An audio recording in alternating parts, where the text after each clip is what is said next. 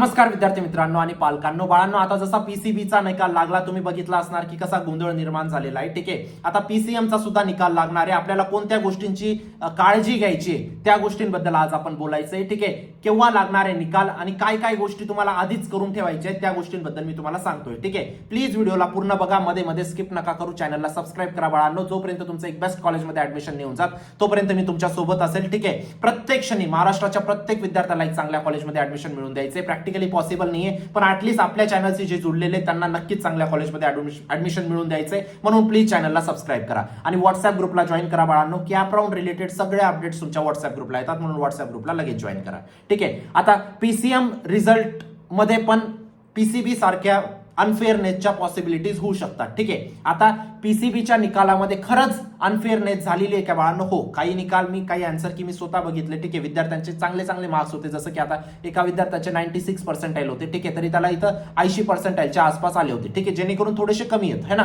आता असं नाही झालंय पण की 180 मार्क तुम्हाला 40%. आता जे विद्यार्थी कॉमेंट्स करत होते तशा पद्धतीने त्यांनी मला आन्सर की आतापर्यंत नाही पाठवली बाळांनो. ठीक आहे, म्हणून मी त्यांच्यावरती बिलीव्ह नाही करणार. हा, पण काही विद्यार्थी झाले त्यांच्यासोबत थोडाफार अनफेअरनेस झालेला आहे. आता तुमच्यासोबत सुद्धा अनफेअरनेस होऊ शकतो पीसीएमच्या विद्यार्थ्यांसाठी. ठीक आहे, आता त्या अनफेअरनेसला टाळण्यासाठी तुम्हाला काय करायचं, तुमची आन्सर की पहिली गोष्ट तर डाउनलोडेड असावी. ठीक आहे, अटेम्प्ट 1 ची सुद्धा ना अटेम्प्ट 2 ची सुद्धा.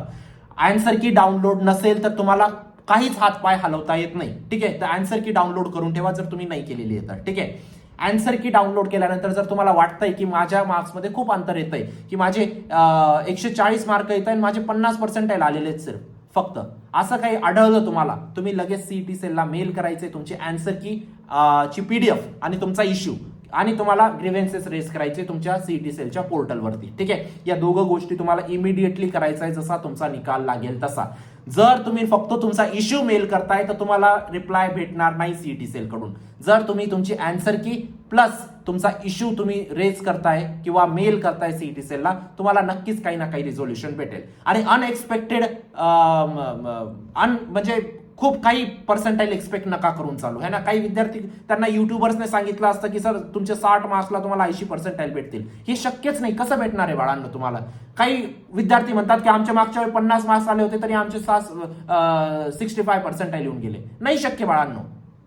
गोष्टींना समजून घ्या. अनरिअलिस्टिक एक्सपेक्टेशन नका ठेवू है ना. मी तुम्हाला आता ते पण सांगतो की किती एक्सपेक्टेशन ठेवायचे, किती मार्क्सवरती किती पर्सेंटाईल येतील, निकाल केव्हा लागणार आहे, सगळ्या गोष्टींबाबत बोलूया बाळांनो. ठीक आहे, पहिली गोष्ट डोक्यात ठेवा, रिअलिस्टिक एक्सपेक्टेशन ठेवायचे. ठीक आहे, जर तुमचे 100च्या वरती मार्क आहेत ना बाळांनो, तर रिअलिस्टिक एक्सपेक्टेशन ठेवा की तुमचे 95+ येतील. आता 95च्या वरती काही येऊ शकतात है ना. जर तुमचे 80च्या वरती मार्क आहेत बाळांनो, तर रिअलिस्टिकली तुम्ही 85च्या आसपास पर्सेंटाईल येतील, असे तुम्ही रिअलिस्टिक गोल ठेवा है ना. आता आपण एक्झॅक्ट बघूया की किती गोल तुम्हाला ठेवायचे आणि तुमचा निकाल केव्हा येणार आहे. पण त्याआधी एक महत्वाची गोष्ट बाळांनो, आता आपली पर्सनल काउन्सिलिंगची बॅच लवकरच क्लोज होणार आहे. कारण जसा पीसीबीचा निकाल लागला विद्यार्थ्यांनी एनरोल करणं सुरू करून दिलं. ठीक आहे, पीसीबीचं तर आता लवकर क्लोजच होणार आहे. पीसीएमचं सुद्धा जसा निकाल लागेल त्याच्या आधीच क्लोज होऊन जाईल, म्हणून त्यासाठी लवकरात लवकर एनरोल करा. लिंक डिस्क्रिप्शन बॉक्समध्ये टाकलेली आहे. जरी कमी मार्क असतील बाळांनो तरी एक टॉप टियर कॉलेजमध्ये सीएसआयटी पॉसिबल आहे, या गोष्टीची मी तुम्हाला खात्री देऊ इच्छितो बाळांनो. तुम्ही लास्ट इयरचे रिझल्ट बघू शकता. ठीक आहे, भरपूर विद्यार्थ्यांचे खूप कमी पर्सेंटाईल होते, खूप कमी मार्क्स होते, तरी ते आज महाराष्ट्राच्या नंबर 1 कॉलेजेसमध्ये शिकताय. का रे बाळांनो? एकच गोष्ट व्यवस्थित केली, व्यवस्थित काउन्सिलिंग केली, पर्सनल काउन्सिलर कडून व्यवस्थित कॉलेज लिस्ट बनवली, पर्सनल काउन्सिलर कडून कॅप राऊंड कसे खेळायचे, स्पॉट राऊंड कसे खेळायचे, आयएलएस कसा खेळायचा, स्पॉट कसा खेळायचा, या सगळ्या गोष्टींचं योग्य नॉलेज घेतलं.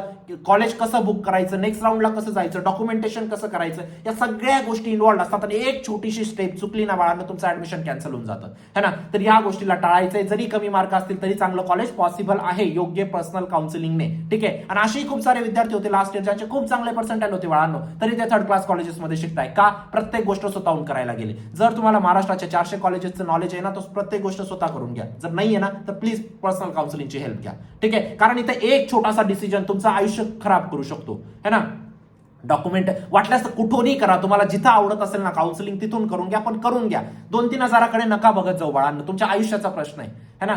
Documentation, verification, option form, cap round, free float, spot round, institute management, प्रत्येक गोष्ट आपल्या काउन्सिलिंगमध्ये कवर्ड असते. स्कॉलरशिप सुद्धा, ठीक आहे, की तुम्हाला मागच्या वर्षी 2-3 लाख रुपये फीज होती विद्यार्थ्यांची, त्यांची फीज आपण झिरो केली बाळांनो. काय सांगितलं, फक्त त्यांना योग्य स्कॉलरशिप त्यांच्यापर्यंत पोहोचवल्या है ना. त्यांची फॅमिली कंडिशन एवढी चांगली नव्हती, त्यांना आपण काही डॉक्युमेंट्स काढायला लावले, त्या डॉक्युमेंट सबमिट करून त्यांची फीज झिरो होऊन गेली.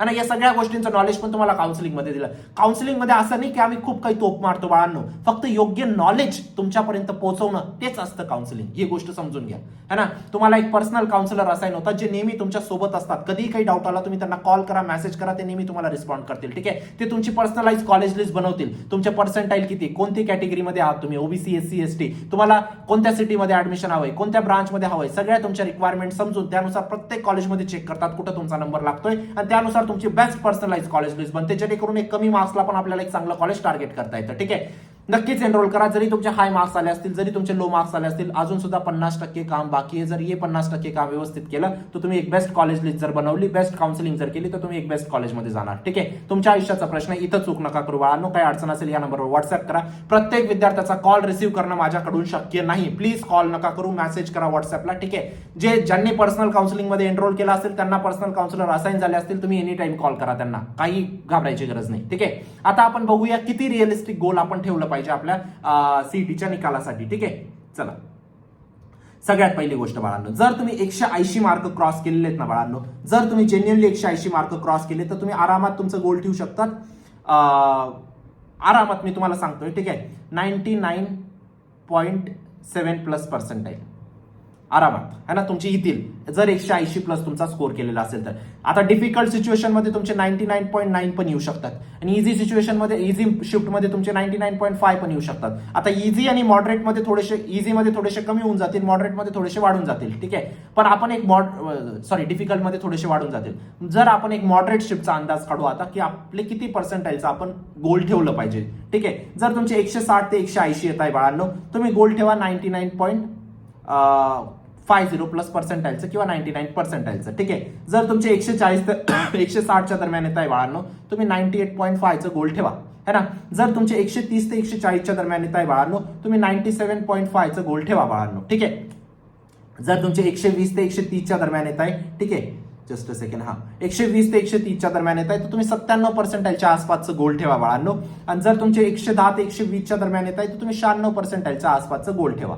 जर तुमचे 100 ते 110 मध्ये येत आहे, तर तुम्ही 95 पर्सेंटाईलच्या आसपासचं गोल ठेवा बाळांनो. आणि 95 ते 100 मध्ये येत आहे, तर तुम्ही 94 पर्सेंटाईलच्या आसपासचं गोल ठेवा. ठीक आहे, आता हे रिअलिस्टिक टार्गेट्स आहे, याच्यामध्ये थोडंफार कमी होऊ शकतं, पण असं नाही होणार की 120ला तुम्हाला, इथं मी 97 सांगितलं आणि तुम्हाला 17 आले, असं नाही होणार. या गोष्टीला समजून घ्या है ना.